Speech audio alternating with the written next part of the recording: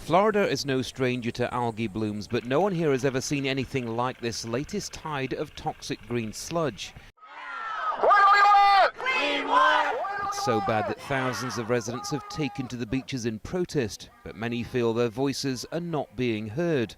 So, Mike, there's no other way of describing this other than disgusting. It's disgusting. You know, it's also unacceptable. Long-time fishing guide turned environmental activist Mike Connor says it's so bad, it's a health threat. They believe it's a connection with Alzheimer's, ALS, and other maladies of that nature. And it's a long-term thing. It could show up years from now. We're exposed to this daily living here. You have to be worried for your health. It's a human health crisis. The algae blooms formed after polluted water was released from Florida's largest freshwater lake, which the U.S. Army Corps of Engineers say was necessary to prevent flooding.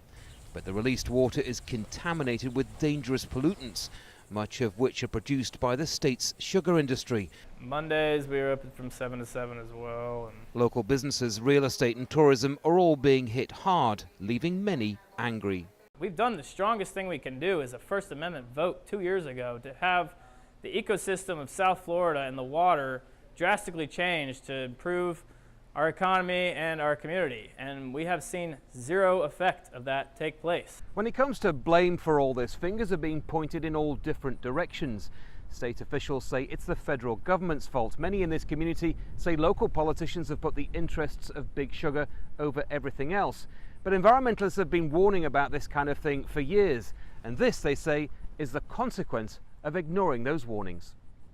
Environmentalists say a key part of solving the problem is for the state to buy sugar fields around the lake to manage and clean floodwaters. The deal was eventually rejected because of costs, but Steve Davis says it may be the only solution. We have a mechanism for providing the funding for those projects. So we've got a plan, we've got the money, we just need the land to construct the project so that we can store that water.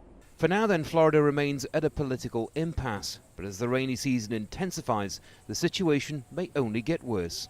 Andy Gallagher, Al Jazeera, Stewart, Florida.